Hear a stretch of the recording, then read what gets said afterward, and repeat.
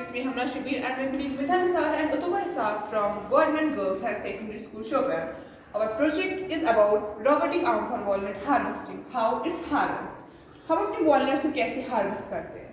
Firstly, the worker climb on a tree. He take a big stick in his hand and hits the walnuts. You know that walnut trees are huge and their branches are widely spread.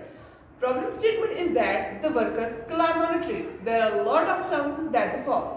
अगर हम reasons की बात करें तो हमारे पास बहुत सारे reasons हैं। जैसे हमने ने कहा जो ब्रांच होती है वो वाइडली स्प्रेड होती है और बहुत ज़्यादा थिन होती है, तो हमारा जो वॉलनट हार्वेस्टर होता है वो वहाँ पर बैलेंस नहीं कर पाता है और गिर जाता है, और कभी कभार स्लिपिंग की वजह से भी वो गिर जाता है।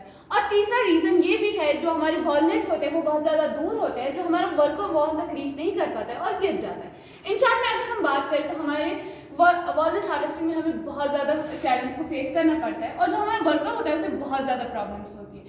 Due to these reasons, worker lost their lives, sometimes become paralyzed. As Vida also said that workers lost their lives and sometimes become paralyzed.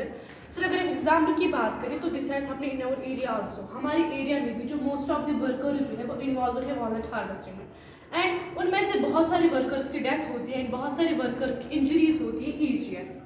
तो हम उन वर्कर्स के पास गए जो इन्वॉल्व है वॉलनट हार्वेस्टिंग में, एंड उन्होंने हमसे प्रॉब्लम शेयर की, and after sharing this problem हमने डिस्कस किया इन डिटेल में, एंड आफ्टर डिस्कशन हमने ये सोचा कि क्यों ना हम वॉलनट्स को हार्वेस्ट करेंगे विदाउट किलिंग वन ट्री। जो वॉलनट हार्वेस्टर है हमारा वो बैठे बैठे वॉलनट्स को क्यों कलेक्ट नहीं कर पाता है, तो इसलिए हम एक रोबोटिक आर्म बनाएंगे।